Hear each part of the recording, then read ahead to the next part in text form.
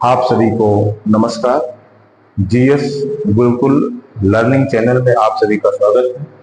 आपसे विनम्र निवेदन है कि प्रस्तुत वीडियो जरूर देखें, पूरा देखें, स्किप न करें। पसंद आए तो लाइक एवं सब्सक्राइब जरूर करें। अगर आप लाइक और सब्सक्राइब करेंगे तो हमें मोटिवेशन मिलेगा, इसलिए विनम्र निवेदन है कि सब्सक्राइब जरूर करें। ठीक,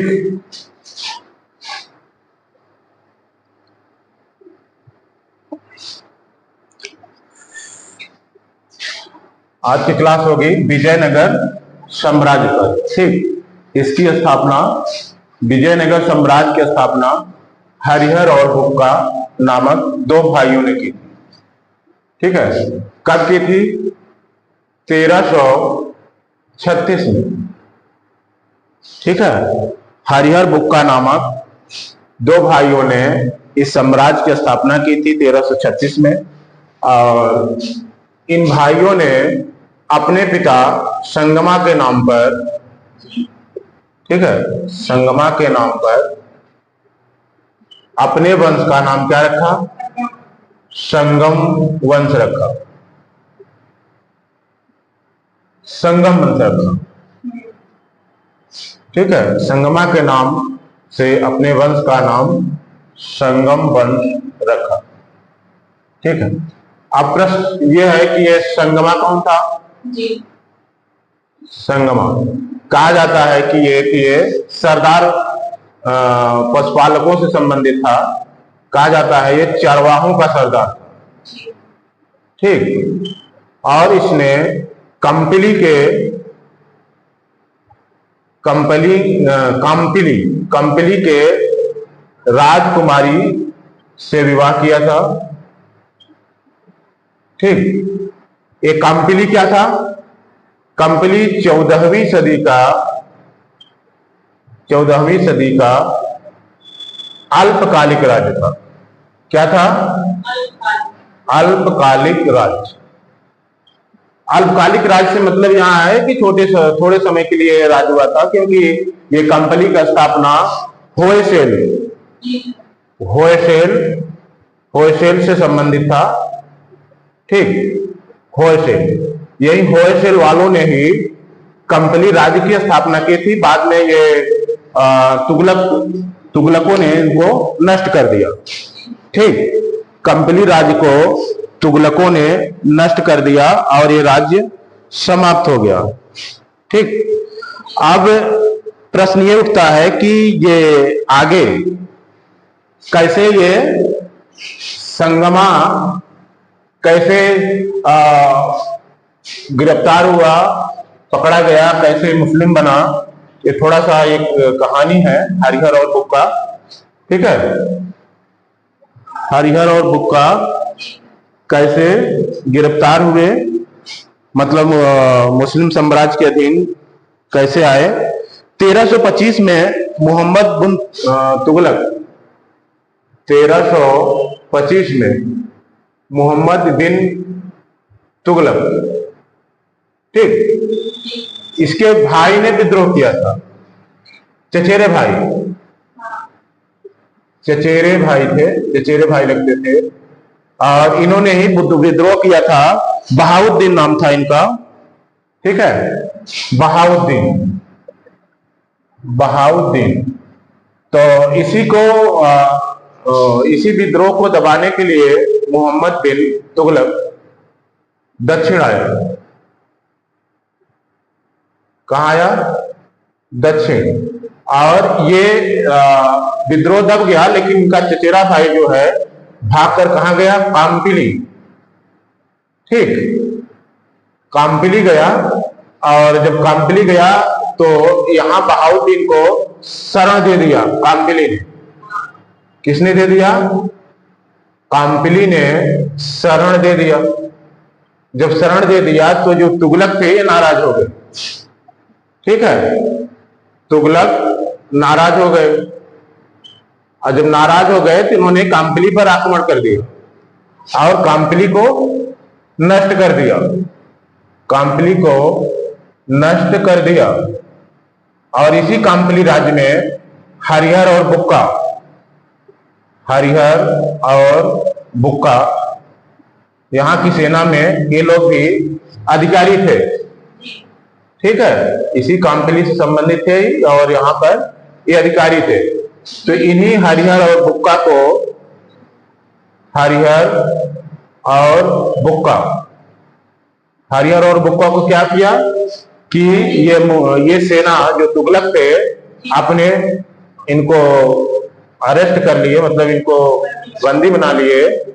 तुगलक अपने बंदी बनाकर अपने साथ लाए। ठीक है, अपने साथ लाए।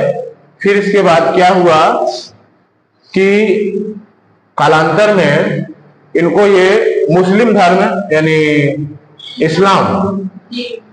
इस्लाम स्वीकार करवाए। और हरिहर बुक्का ने क्या किया, इस्लाम स्वीकार कर लिया।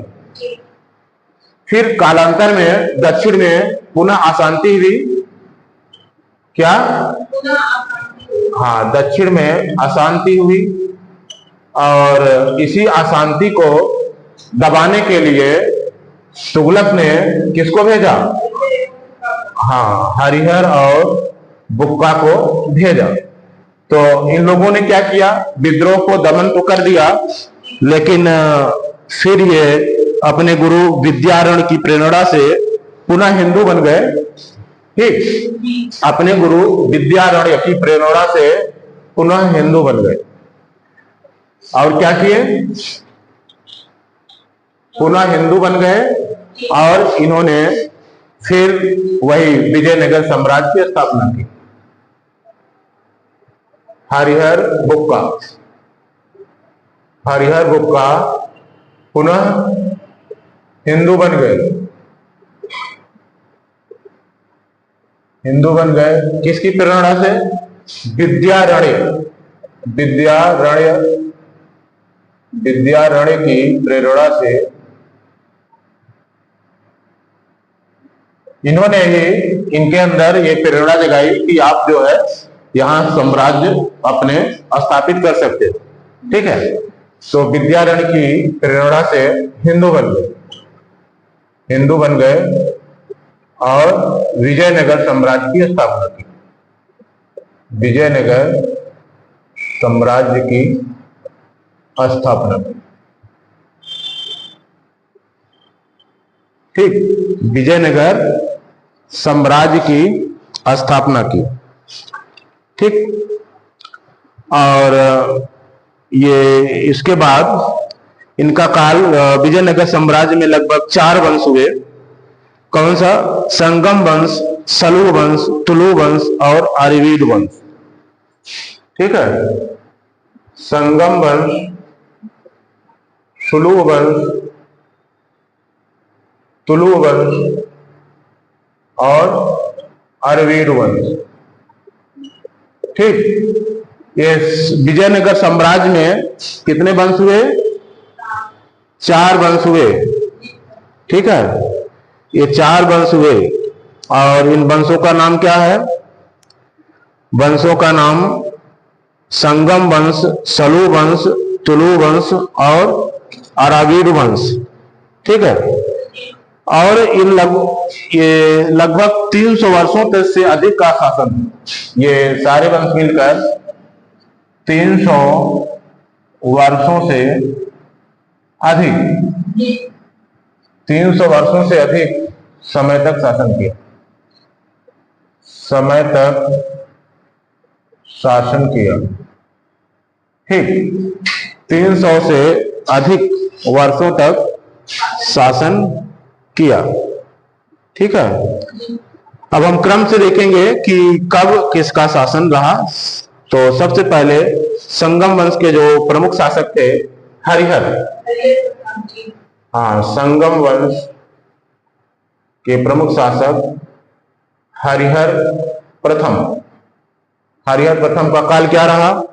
1336 से, वही जब स्थापना हुई 1336 से 1356।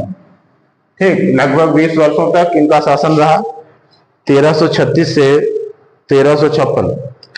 हरिहर प्रथम ने अपने शासन काल में विजयनगर साम्राज्य का सीमा का विस्तार किया। अपने शासन के 7वें वर्ष में यह अपनी राजधानी अनेगोंडी से विजयनगर हम्पी ले आया। पहले इनकी राजधानी क्या थी? अनेगोंडी। अनेगोंडी। ये लोग विस्तार मतलब साम्राज्य का वो तो कर लिए थे, लेकिन राजधानी अभी हम्पी थोड़ी थी शुरू में। पहले कहां थी? आनेगोंडी। आनेगोंडी। तो आनेगोंडी इनका शासन था, इनका वो राजधानी थी। और 7वें वर्ष इनकी ये अपनी राजधानी विजयनगर लाए। आनेगोंडी से शासन के 7वें वर्ष राजधानी कहां लाए? विजयनगर। विजयनगर। विजयनगर से मतलब क्या है? हम्पी। ठीक, विजयनगर मतलब हम्पी। हम्पी लाए ये 7वें वर्ष। 1346 तक होयसल राज्य का संपूर्ण क्षेत्र विजयनगर की सीमा में आ गया। ठीक है, 1346 तक। 1346 तक जो होयसल राज्य था उसका संपूर्ण क्षेत्र होयसल राज्य का संपूर्ण क्षेत्र विजयनगर की सीमा में आ गया। ठीक है, विजयनगर की सीमा में आ गया। 1346 तक होयसल राज्य का संपूर्ण क्षेत्र विजयनगर की सीमा में आ गया। ठीक है, और ये इसने राजा या महाराजा की उपाधि धारण नहीं की, क्योंकि इस नवोदित राज्य की पुरानी शक्तियां ईर्ष्या भाव रखती थी। 1347 में बहमनी साम्राज्य की स्थापना के बाद विजयनगर साम्राज्य का विस्तार रुक गया। कब? 1347 में किसकी स्थापना हुई? बहमनी साम्राज्य की स्थापना। बहमनी साम्राज्य की स्थापना के बाद क्या हुआ? विजयनगर साम्राज्य का विस्तार रुक गया। विजयनगर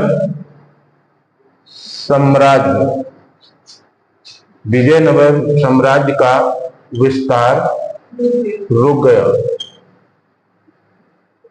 ठीक है, विजयनगर साम्राज्य का विस्तार रुक गया।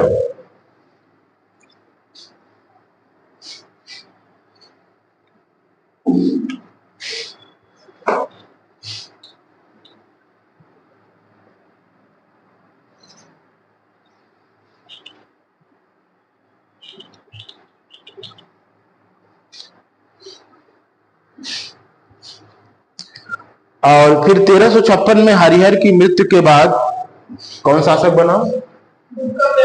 1356 में हरिहर की मृत्यु हो गई। फिर शासक बने बुक्का प्रथम। शासक बुक्का प्रथम बने। शासक बने बुक्का प्रथम, और इनका काल 1377 ईस्वी तक रहा। 1356 से 1377 तक। ठीक है, बुक्का का काल 1356 से 1377 तक रहा। इसने वेद मार्ग प्रतिष्ठापक की उपाधि धारण की। क्या उपाधि धारण की? किसने? बुक्का प्रथम ने। बुक्का प्रथम उपाधि धारण की वेद मार्ग प्रतिष्ठापक। वेद मार्ग प्रतिष्ठापक। ठीक है, बुक्का प्रथम ने वेद मार्ग प्रतिष्ठापक की उपाधि धारण की।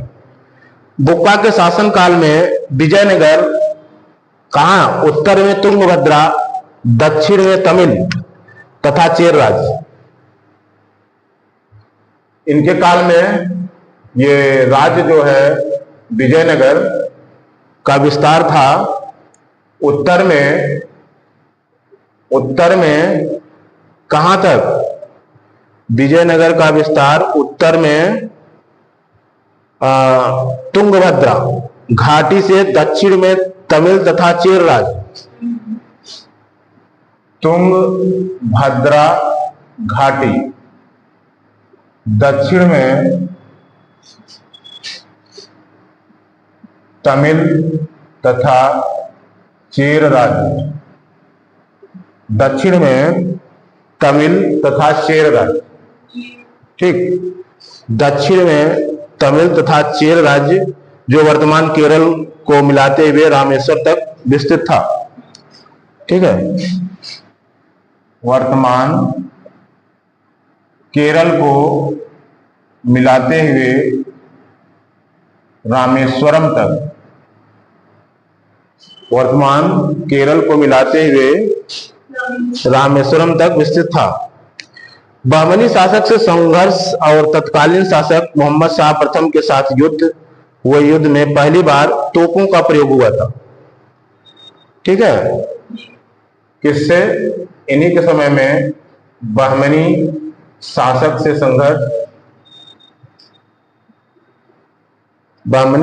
से संघर्ष और मोहम्मद शाह प्रथम के साथ युद्ध। किसके? मोहम्मद शाह प्रथम के साथ युद्ध। इन दोनों में पहली बार तोपों का उपयोग हुआ था। तोपों का उपयोग,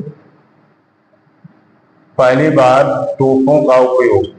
ठीक, यहीं पर पहली बार तोपों का उपयोग हुआ था। बुक्का प्रथम ने बहमनी साम्राज्य के अधीन मुदगल के किले पर आक्रमण कर संघर्ष की शुरुआत की थी। इसने मदुरै के राजा के विरुद्ध भी सफल अभियान किया, जिसमें उसके पुत्र कंपन की विशेष भूमिका थी। किसने? इसी बुक्का प्रथम ने मदुरै के राजा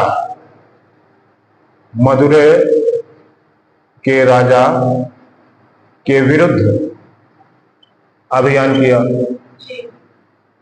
मदुरै के राजा के विरुद्ध अभियान किया, जिसमें कंपन की विशेष भूमिका थी।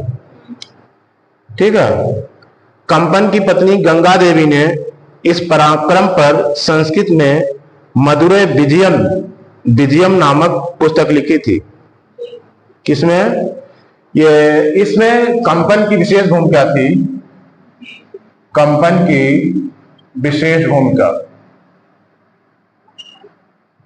और इसी की व्याख्या, मतलब इसी के बारे में इनकी पत्नी गंगा देवी ने एक पुस्तक लिखी थी। क्या लिखी थी? नाम था मदुरै विजयम।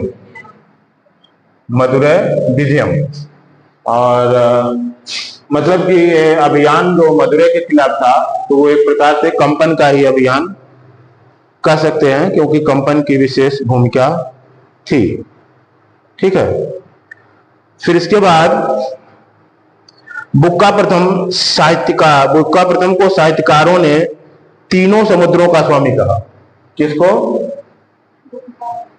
तीनों समुद्रों का स्वामी। किसको कहा? बुक्का प्रथम को किसने कहा? साहित्यकारों ने। ठीक, तीनों समुद्रों से क्या मतलब है? अरब सागर, बंगाल की खाड़ी और हिंद महासागर। ठीक है, तो इसी तरह बुक्का प्रथम को महाराजा, किंतु इसमें महाराज की पदवी धारण नहीं की थी इसने भी। बुक्का प्रथम ने अपनी वैदेशिक नीति का विस्तार करने के लिए दूत मंडल चीन भेजा था। इसने क्या किया था? दूत मंडल चीन भेजा था। दूत मंडल चीन भेजा, किस लिए? वैदेशिक नीति का विस्तार करने के लिए। ठीक है, ये लोग संयुक्त शासन चलाते थे, ऐसा माना जाता है हरिहर और बुक्का ने। इसके बाद हरिहर द्वितीय का काल आता है 1377 से 1406। ठीक, हरिहर द्वितीय 1377 से 1406, लंबा शासन था इनका भी, हरिहर द्वितीय का। हरिहर द्वितीय 1377 से 1406। ठीक, हरिहर द्वितीय। 1377 में बुक्का की मृत्यु हो गई। ये हरिहर द्वितीय कब आए थे? हरिहर द्वितीय 1377 में किसकी मृत्यु हो गई? बुक्का की मृत्यु, बुक्का प्रथम की मृत्यु हो गई। तब हरिहर द्वितीय गद्दी पर बैठे और ये 1377 से 1406 ईस्वी तक इस पद पर रहे। ठीक है, हरिहर द्वितीय ने अपने पूर्ववर्ती जैसे हरिहर प्रथम और बुक्का प्रथम दोनों राजाओं के विपरीत राज परमेश्वर और महाराजाधिराज, जैसे कि आप पढ़ चुके हैं इसके पहले कि हरिहर प्रथम और बुक्का प्रथम दोनों ने महाराजाधिराज जैसी कोई उपाधियां धारण नहीं करी थी, लेकिन हरिहर द्वितीय ने इन दोनों के विपरीत राज परमेश्वर व महाराजाधिराज की उपाधि धारण की। कौन सी? राज परमेश्वर व महाराजाधिराज। राज परमेश्वर व महाराजाधिराज। ठीक, राज परमेश्वर व महाराजाधिराज, ये दो उपाधियां इसने ग्रहण किया था। ठीक है, धारण किया था। हरिहर द्वितीय ने कनारा, मैसूर, तिरुचिरापल्ली तथा कांची को जीतकर अपने राज्य में मिलाया। कनारा, मैसूर, तिरुचिरापल्ली तथा कांची। कनारा, मैसूर, तिरुचिरापल्ली तथा कांची, इनको जीत लिया तथा अपने राज्य में मिला लिया। ठीक, तत्कालीन बहमनी शासक मोहम्मद शाह द्वितीय शांतप्रिय व्यक्ति था, अतः हरिहर द्वितीय को राजनीतिक प्रभुता दिखाने का मौका मिला। उसने बहमनी से गोवा व बेलगांव छीन लिया। क्या किया? बहमनी से गोवा व बेलगांव, गोवा बेलगांव छीन लिया। बहमनी से गोवा व बेलगांव छीन लिया। ठीक है, साम्राज्य विस्तार नीति के तहत उसने श्रीलंका पर भी आक्रमण किया था। कहां पर? श्रीलंका पर भी आक्रमण, श्रीलंका पर भी आक्रमण किया था। किसने? हरिहर द्वितीय ने। ठीक, हरिहर द्वितीय ने श्रीलंका पर भी आक्रमण किया था और नीति क्या थी? साम्राज्य विस्तार की। ऋग्वेद के प्रसिद्ध टीकाकार, ये सायण इनके प्रधानमंत्री थे। कौन थे? प्रधानमंत्री किसके? हरिहर द्वितीय के। ये ऋग्वेद के टीकाकार भी थे। ऋग्वेद के टीकाकार। ठीक है, टीकाकार मतलब प्रसिद्ध टीकाकार। सायण, सायण इनके प्रधानमंत्री थे। इरुगपा नामक जैन मतानुयायी इनका सेनापति था। इरुगपा, इरुगपा ये क्या था? सेनापति। इरुगपा इनका सेनापति था, ये जैन मतानुयायी था। इसने नारथ रत्नमाला की रचना की थी। नानर्थ रत्नमाला, नानर्थ रत्नमाला की रचना की थी इरुगपा ने, की रचना की थी। इरुगपा ने इसकी रचना की थी। ठीक है, इसमें इनके काल में विजयनगर साम्राज्य में व्यापार को भी बढ़ावा मिला। इसको व्यापार को भी बढ़ावा मिला, व्यापार को भी बढ़ावा मिला। ठीक है, 1406 में इनकी मृत्यु हो गई और इनकी मृत्यु के बाद इनके पुत्रों में संघर्ष भी हुआ और देवराय प्रथम सफल रहा और वो शासक बना। ठीक है। 1406 में मृत्यु और देवराय प्रथम क्या हुआ? शासक बना। देवराय प्रथम इनके बाद शासक बना। इसके बाद हरिहर द्वितीय के बाद, हरिहर द्वितीय के बाद देवराय प्रथम शासक बना। कौन बना शासक? देवराय प्रथम। ठीक है, देवराय प्रथम, देवराय प्रथम शासक बना। देवराय प्रथम शासक बनते ही बहमनी राज्य से तुंगभद्रा दोआब में वर्चस्व के लिए छिड़ गया, जिसने बहमनी सुल्तान देवराय प्रथम बहमनी सुल्तान द्वारा देवराय प्रथम पराजित हुआ तथा युद्ध की क्षतपूर्ति के लिए जुर्माने सहित सुल्तान को फिरोज शाह, ठीक है, जुर्माने सहित सुल्तान को फिरोज शाह बहमन के साथ अपनी पुत्री का विवाह करना पड़ा। साथ ही भविष्य में वाद विवाद से बचने के लिए बांकापुर का क्षेत्र दहेज के रूप में देना पड़ा। इस युद्ध को इतिहास में सोनार की पुत्री का युद्ध कहा जाता है। किस युद्ध को? देवराय प्रथम के शासक और बहमनी राज्य के बीच जो तुंगभद्रा के दोआब क्षेत्र के वर्चस्व के लिए युद्ध हुआ था। ठीक है, कालांतर में सुल्तान फिरोज शाह से संबंध पुनः कट होने पर देवराय प्रथम ने वारंगल से एक संधि कर बहमनी सुल्तान फिरोज शाह को पराजित किया। किसने? देवराय प्रथम ने एक संधि की, इससे वारंगल से। ठीक, वारंगल से इन्होंने क्या करी? वारंगल से संधि और किसको? बहमनी को पराजित किया। ठीक, वारंगल से संधि करी और बहमनी सुल्तान फिरोज शाह को पराजित किया। बहमनी सुल्तान फिरोज शाह को पराजित किया। बहमनी सुल्तान फिरोज शाह को पराजित किया और कृष्णा नदी के तट का बहमनी राज्य संपूर्ण रेड्डी क्षेत्र विजयनगर साम्राज्य में मिला लिया। देवराय प्रथम ने अपनी सेना में तुर्की धनुर्धरों को शामिल किया था। देवराय प्रथम ने अपनी सेना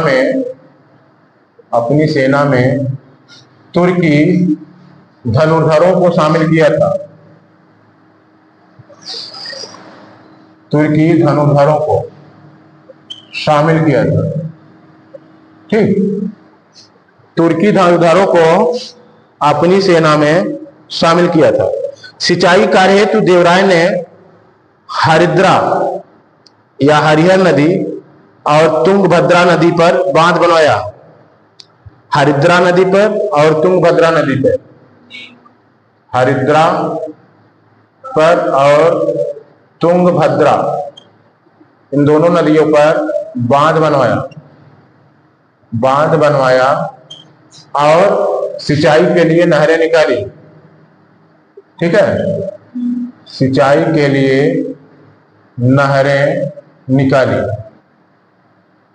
सिंचाई के लिए नहरें निकाली थी इन दोनों ने, इन दोनों पर बांध बनवा के, हरिद्रा और तुंगभद्रा पर। ठीक, इसके शासन के अंतिम दिनों में इटली यात्री निकोलो डी कॉन्टी, कौन आया था? निकोलो डी कॉन्टी, इसके शासनकाल के अंतिम समय में आया था। किसके शासनकाल के? देवराय प्रथम। ठीक, देवराय प्रथम के काल में इटली का यात्री था। इटली का यात्री आया था। नाम क्या था? Niccolo de Conti. ठीक है, Niccolo de Conti. Niccolo de Conti आया था देवराय प्रथम के शासन काल में। ठीक है, और देवराय प्रथम को शक्तिशाली राजा माना था। इसने, निकोलो डी कॉन्टी ने देवराय प्रथम को शक्तिशाली राजा माना था। शक्तिशाली राजा माना था। ठीक, और 1422 में देवराय प्रथम की मृत्यु हो गई। कब मृत्यु हो गई? 1422 में देवराय प्रथम की मृत्यु। 1422 में देवराय प्रथम की मृत्यु हो गई। देवराय प्रथम की मृत्यु के बाद वीर विजय और रामचंद्र थोड़े समय के लिए शासक बने। इसके बाद देवराय द्वितीय शासक बना। ठीक है, कौन शासक बना? हाँ, वीर विजय और रामचंद्र। कौन कौन? वीर विजय और रामचंद्र थोड़े थोड़े समय के लिए शासक बने। इसके बाद फिर जो लंबे समय तक शासक रहा, देवराय द्वितीय। इसके बाद देवराय द्वितीय का शासन आता है। ठीक है, देवराय द्वितीय।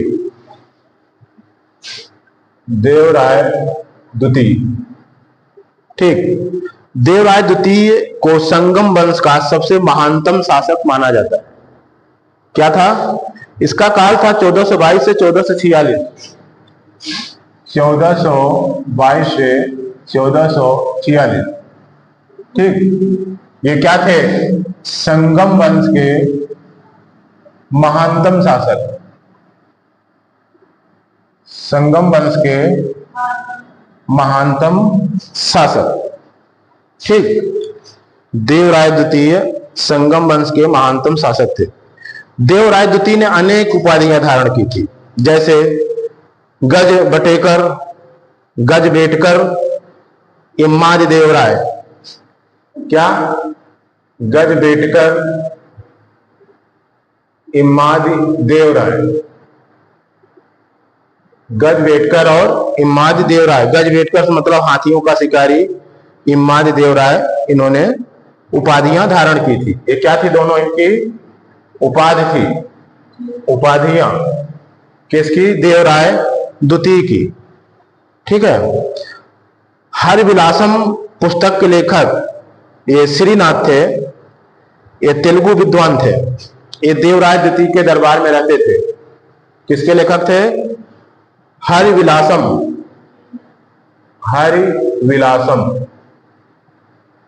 ये तेलुगु विद्वान थे। ये देवराय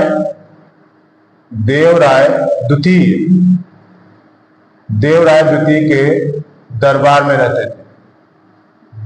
ठीक है, देवराय द्वितीय के दरबार में ये रहते थे। ठीक, देवराय द्वितीय ने कवि श्रीनाथ को कवि सार्वभौम, कवियों का राजा की उपाधि से सम्मानित किया था।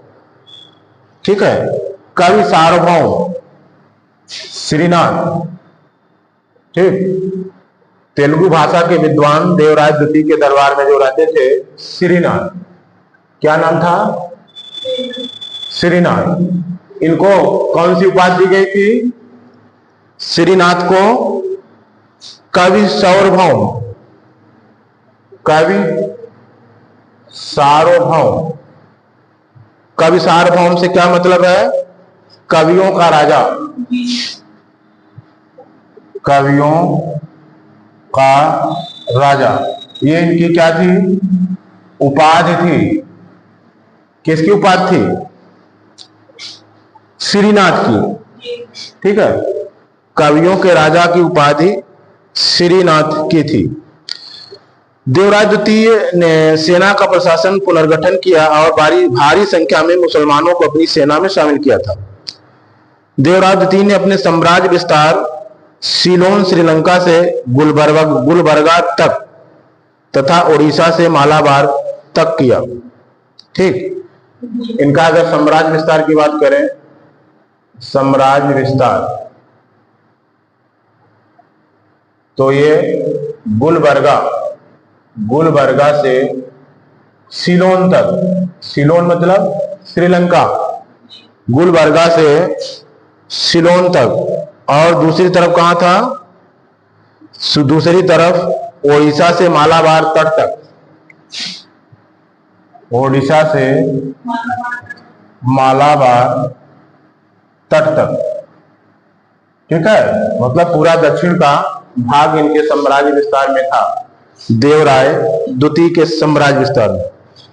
ठीक, और फारसी यात्री अब्दुल रज्जाक, कौन? फारसी यात्री, ये थे, नाम था अब्दुल रज्जाक। क्या नाम था? अब्दुल रज्जाक। इन्हीं के शासनकाल में विजयनगर की यात्रा की थी। इन्हीं के शासन में क्या की थी? विजयनगर की यात्रा। विजयनगर की यात्रा फारसी यात्री अब्दुल रज्जाक ने विजयनगर की यात्रा देवराय द्वितीय के ही शासनकाल में किया था।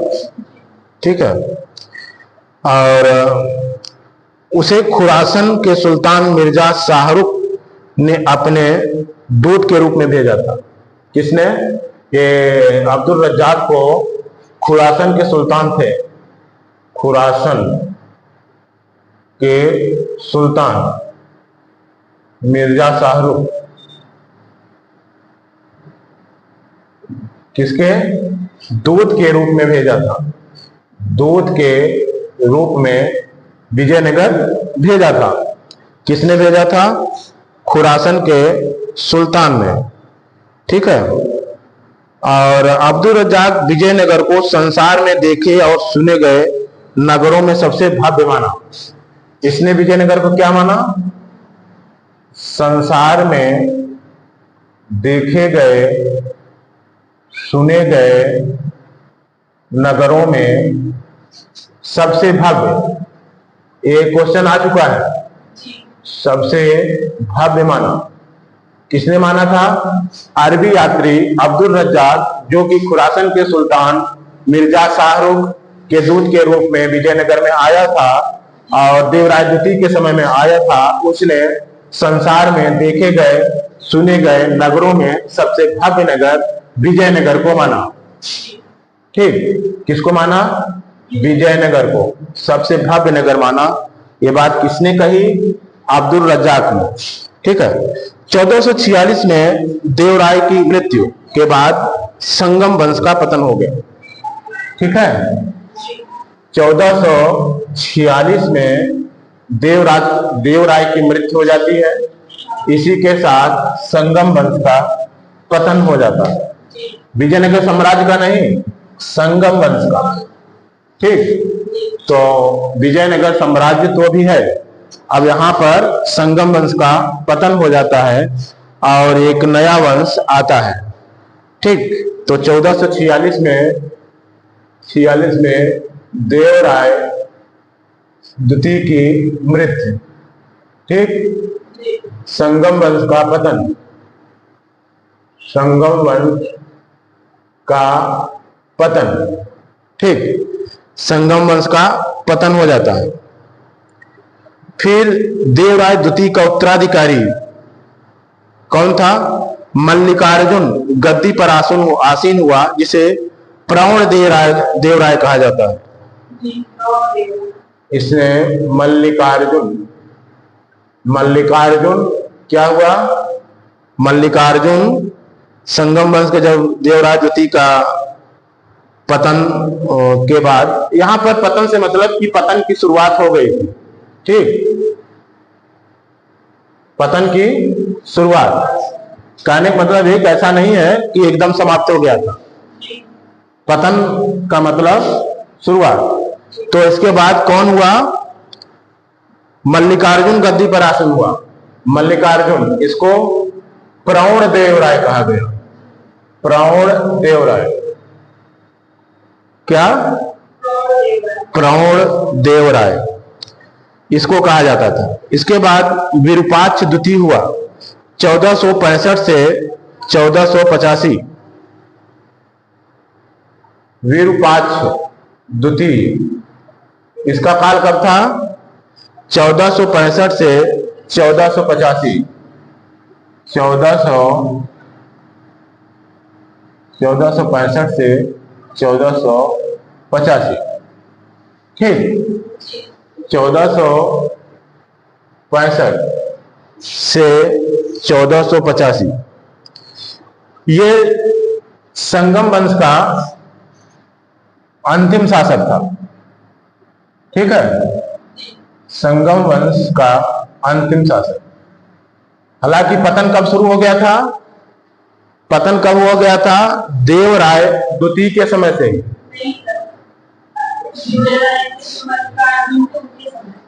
नहीं, देवराय द्वितीय की मृत्यु के बाद से ही पतन शुरू हो गया था, ठीक है। और मल्लिकार्जुन के शासन काल से, मतलब देवराय द्वितीय की मृत्यु के बाद से ही यह पतन शुरू हो गया था। और संगम वंश का अंतिम शासक कौन हुआ? विरूपाक्ष द्वितीय, ठीक है। विरूपाक्ष द्वितीय, और इसका काल कब से था? 1465 से 1485 तक, ठीक है। विजयनगर राज्य में फैली अराजकता का लाभ उठाया इस समय किसने? चंद्रगिरी के गवर्नर सालू नरसिंह ने। इसने राज सिंहासन पर अधिकार कर लिया। ये चंद्रगिरी के उस समय गवर्नर थे। चंद्रगिरी के गवर्नर कौन थे? सालू नरसिंह। सालू नरसिंह, ठीक। सालू नरसिंह। तो सालू नरसिंह ने क्या किया कि अराजकता का लाभ उठाया और सिंहासन पर अधिकार कर लिया। किस पर? सिंहासन पर अधिकार कर लिया। किसने कर लिया? सालू नरसिंह ने। और किस वंश की स्थापना की? सालू वंश। ये 1485 से 1505 तक चला। ये सालू वंश। सालू वंश कब से? 1485 से 1505, ठीक। सालू नरसिंह 1485 से 1505। 1485 में संगम वंश के शासक विरूपाक्ष द्वितीय को उसके ही सेनापति थे ये सालू नरसिंह ने हत्या करके विजयनगर में दूसरे राजवंश सालू वंश की नींव रखी। सालू वंश किसने? सालू नरसिंह ने सिंहासन पर अधिकार किया था। ये चंद्रगिरी के गवर्नर थे। इसने हत्या किसकी की थी? विरूपाक्ष द्वितीय की। विरूपाक्ष द्वितीय की हत्या करके, ठीक है। विरूपाक्ष द्वितीय की हत्या करके इन्होंने सालू वंश की स्थापना की थी। और विरूपाक्ष द्वितीय संगम वंश के अंतिम शासक थे, ठीक। और इन्होंने सालू वंश की नींव रखी। विजयनगर के इतिहास में इसे प्रथम बाला पहाड़ कहा जाता है। सबसे जो महत्वपूर्ण बात है कि जब विजयनगर के साम्राज्य का इतिहास की बात होती है तो विरूपाक्ष द्वितीय की जो हत्या है और सालू वंश की स्थापना है, इसको प्रथम बाला पहाड़ कहा जाता है, ठीक है। इसको क्या कहा जाता है? प्रथम बाला पहाड़ कहा जाता है। इस घटना को प्रथम बाला पहाड़ कहा जाता है विजयनगर साम्राज्य के इतिहास में, ठीक। अब प्रथम बाला पहाड़ के बाद क्या होता है? सालू नरसिंह 1485 से 90 तक था। सालू नरसिंह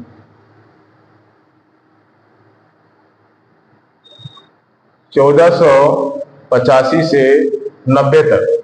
ठीक, सालू नरसिंह कहां तक था? 1485 से 90 तक। ये योग्य प्रतिभा संपन्न शासक था।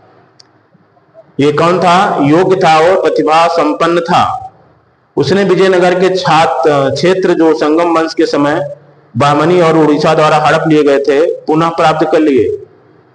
ठीक, विजयनगर के क्षेत्र पुनः प्राप्त किए, पुनः प्राप्त किए। इसको किसने हड़पा था? बहमनी ने, उड़ीसा ने। उड़ीसा, बहमनी और उड़ीसा ने हड़पा था, उसको पुनः प्राप्त किए। किसने? सालू व नरसिंह ने। ठीक, सालू नरसिंह ने पुनः प्राप्त किए। 1490 में सालू नरसिंह की मृत्यु हो जाती है। 1490 में मृत्यु किसकी? सालू नरसिंह की। सालू नरसिंह की 1490 में मृत्यु हो जाती है। फिर इसके बाद उसका अल्पवयस्क पुत्र इम्माड़ी नरसिंह, इम्माड़ी नरसिंह शासक बना। कौन? इम्माड़ी नरसिंह। ये अल्प वयस्क पुत्र था। अल्प वयस्क पुत्र मतलब कि वयस्क नहीं था। इम्माड़ी नरसिंह शासक बना और इसका काल कब तक चला? 1490 से 1505। 1490 से 1505। ठीक है। अब इस चूंकि ये अल्प वयस्क था तो इसके संरक्षक भी होगा। संरक्षक इसका नरसा था। कौन? संरक्षक इसका था नरसा नायक। ठीक, 1505 में नरसा नायक के पुत्र वीर नरसिंह ने सलू शासक इम्माड़ी नरसिंह की हत्या कर दी। कब कर दी? 1505 में। ठीक है, 1505 में 1505 में ये जो संरक्षक था नरसा नायक, इसके पुत्र ने हत्या कर दी। किसकी हत्या करी? हत्या कर दी इसी अल्प वयस्क पुत्र इम्माड़ी नरसिंह की। ठीक है, इन्हीं की हत्या कर दी, अल्प वयस्क की। ठीक, संरक्षक का पुत्र ही किसकी? राजा की हत्या कर देता है। ठीक है, और ये वीर नरसिंह नाम था इसका। नरसा नायक के पुत्र का नाम था वीर नरसिंह। ठीक है, अब वीर नरसिंह ने इम्माड़ी नरसिंह जो कि राजा था उसकी हत्या कर दी और ये वीर नरसिंह नरसा नायक जो कि संरक्षक था उसी का पुत्र था। ठीक है, ये हत्या कब होती है? 1505 में हत्या किसकी? इम्माड़ी नरसिंह की। इम्माड़ी नरसिंह की। ठीक है, ये इम्माड़ी नरसिंह की हत्या हो जाती है। ठीक, अब इसके बाद सालू वंश के स्थान पर कौन आ जाता है? तुलु वंश। अब इसके बाद तुलु वंश का शासन आ जाता है।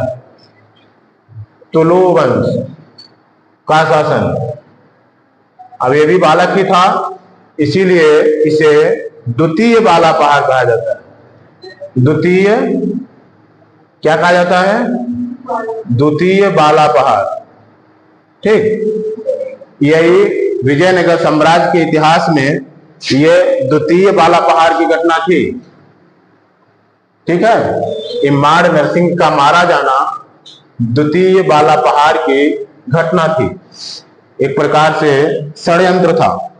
ठीक, अब द्वितीय बाला पहाड़ के बाद राजा कौन बनता है? तुलु वंश। तुलु वंश 1505 से 1565 ईस्वी तक चलता है। तुलु वंश 1505 से 1565 ईस्वी तक। ठीक, ये तुलु वंश 1505 से 1565 ईस्वी तक ये प्रथम शासक 1505 में कौन होता है? वीर नरसिंह, जिसने हत्या करी थी। ये क्या होता है? प्रथम शासक। ठीक, इसी ने तो हत्या की थी। वीर नरसिंह ये प्रथम शासक होता है। अशांति, आंतरिक अशांति और सामंतवादी सरदारों के विरोध के कारण इसका शासनकाल युद्धों में व्यतीत हो गया। 1509 में इसकी मृत्यु के बाद उसका सौतेला भाई कृष्णदेव राय शासक बना।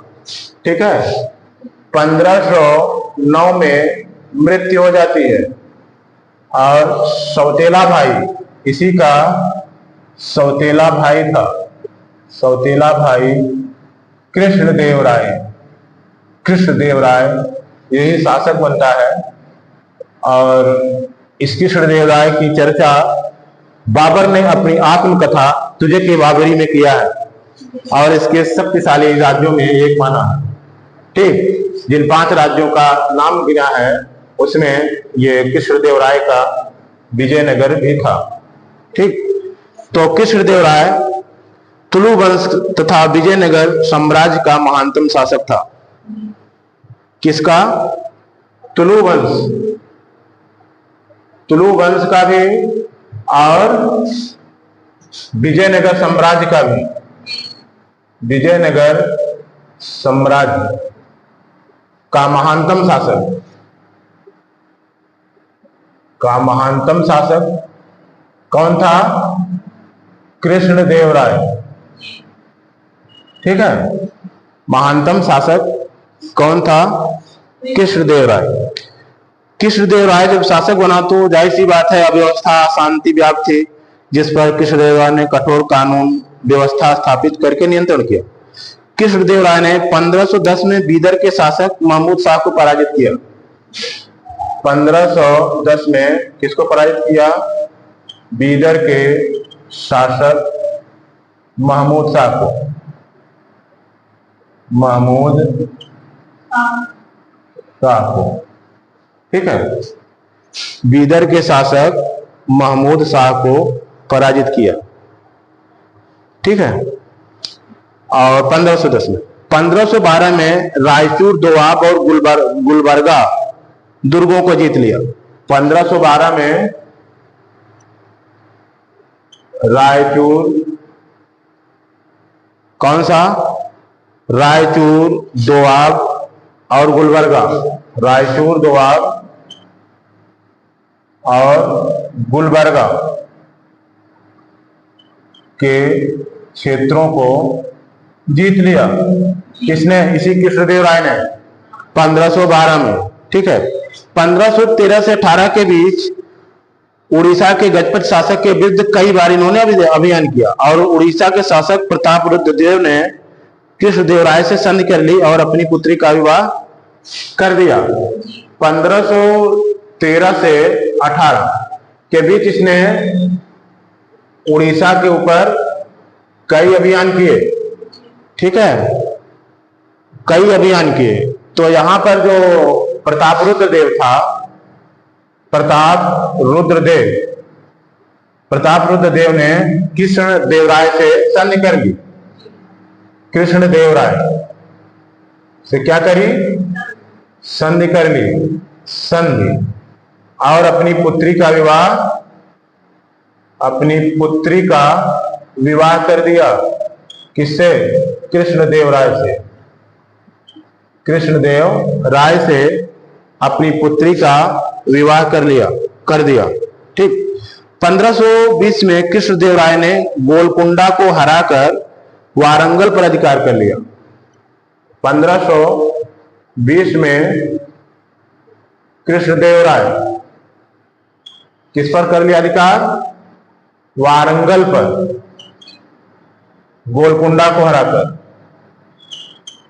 गोलकुंडा को हराकर वारंगल पर अधिकार कर लिया। कब कर लिया था? 1520 में गोलकुंडा को हराकर वारंगल पर अधिकार कर लिया। ठीक, और इसलिए इतने कम समय में इसने काफी विस्तार किया। दक्षिण भारत में स्वयं एवं विजयनगर की प्रभुसत्ता को भी सिद्ध कर दिया कि ये वास्तव में शक्तिशाली है। कृष्णदेव राय के पुर्तगालियों व्यापारियों से संबंध मैत्रीपूर्ण थे। इन संबंधों में मिलने वाली सुविधाओं एवं लाभों के द्वारा पुर्तगालियों ने पश्चिमी समुद्र में अपनी नौसेना का विकास कर लिया था। कृष्णदेवराय महान शासक एवं विद्वान भी था।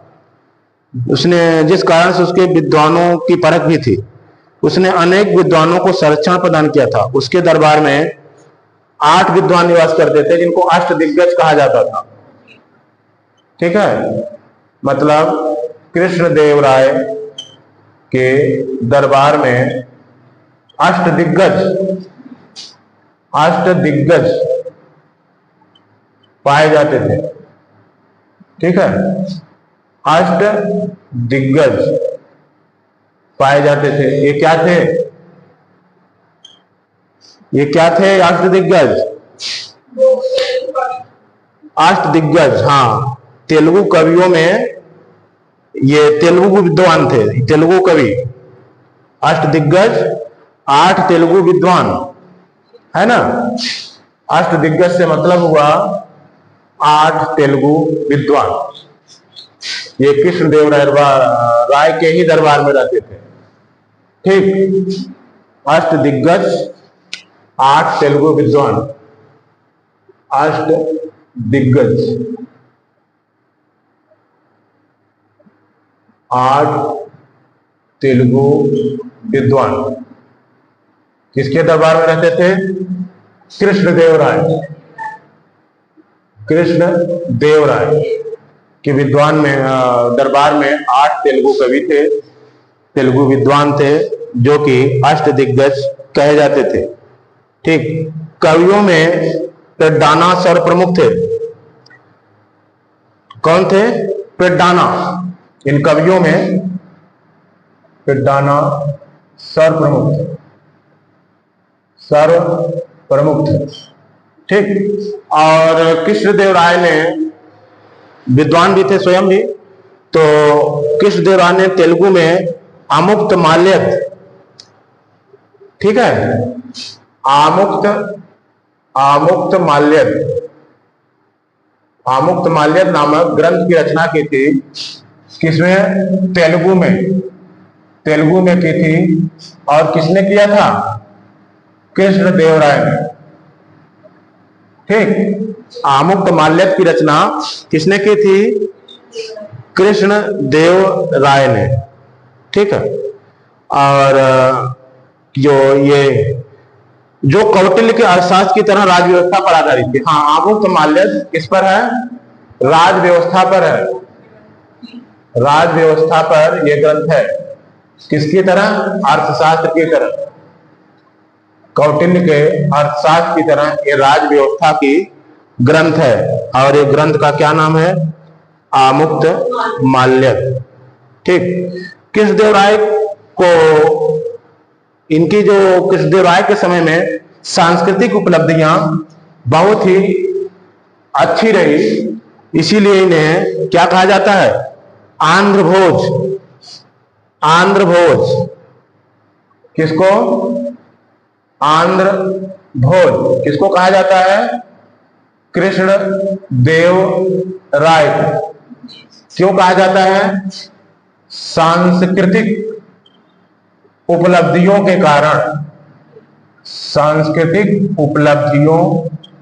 के कारण इनको, कृष्णदेवराय को आंध्रभोज कहा जाता है, सांस्कृतिक उपलब्धियों के कारण। ठीक है, इनका काल तेलुगु साहित्य का क्लासिकल युग माना जाता है। कृष्णदेवराय का काल क्या है? तेलुगु साहित्य का क्लासिकल युग। तेलुगु साहित्य का क्लासिकल युग है। ठीक, तेलुगु साहित्य का क्लासिकल युग कृष्णदेवराय का काल है। ठीक है, डोमिंगो पायस नामक जो पुर्तगाली यात्री था, उन्हें विजयनगर साम्राज्य की प्रशंसा करी है। उसने कृष्णदेवराय को एक महान शासक और न्यायप्रिय राजा कहा। ठीक है, डोमिंगो पायस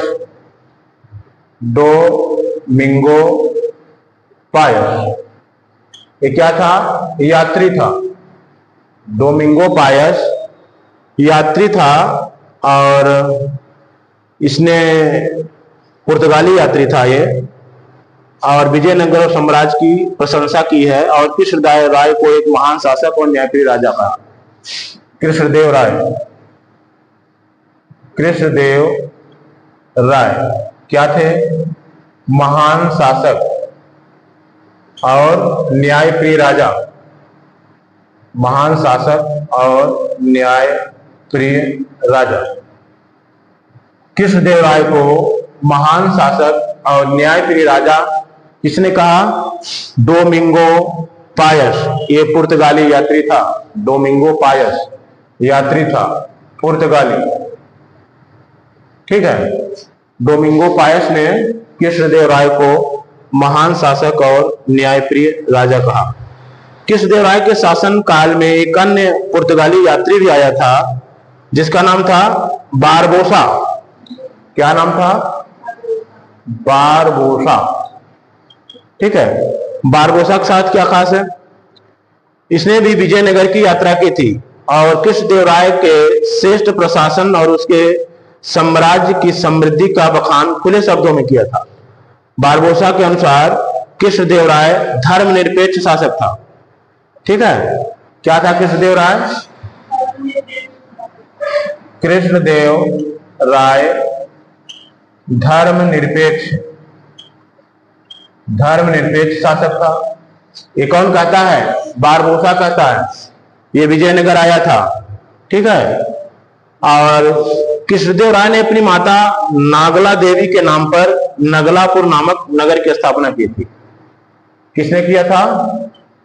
कृष्णदेव राय ने नगलापुर नामक नगर की स्थापना की थी। नगर की स्थापना किसके नाम पर? अपनी मां के नाम पर। अपनी मां के नाम पर इसने नगलापुर नामक नगर की स्थापना की थी। किसने? कृष्णदेव राय ने। ठीक है,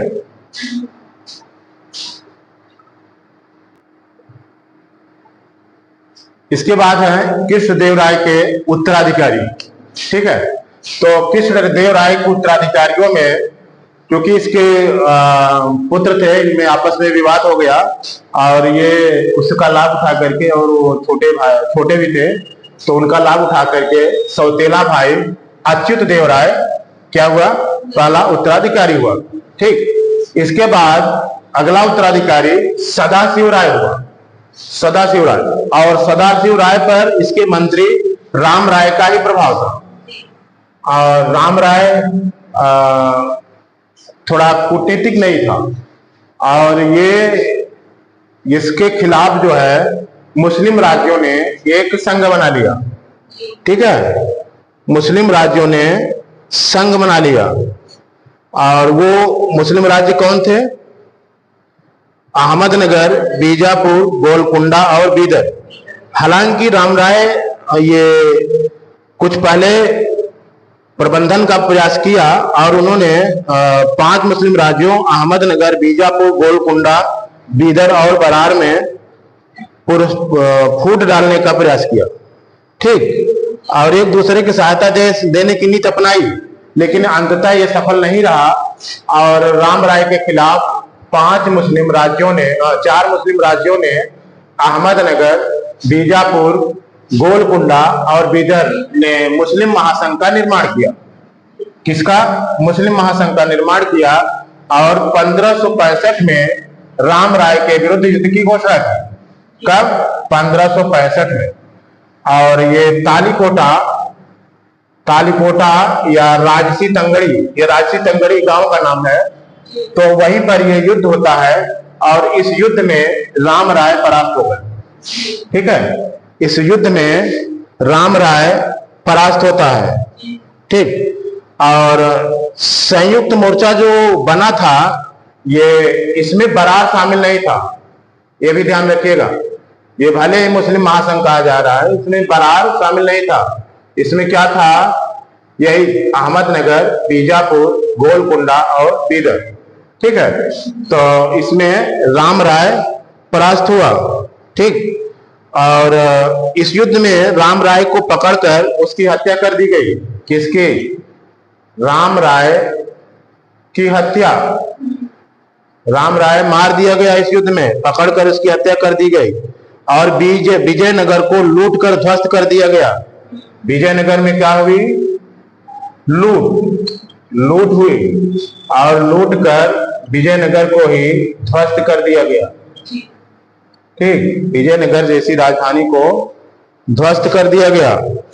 और जो वर्तमान का हम्पी नामक स्थान है, वहीं पर विजयनगर के अवशेष आज भी मिलते हैं।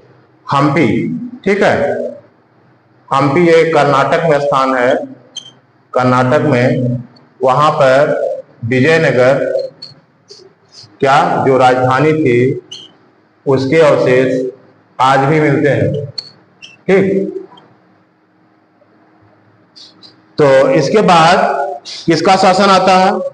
अराविड वंश। अराविड वंश की स्थापना 1770 में 1570 के लगभग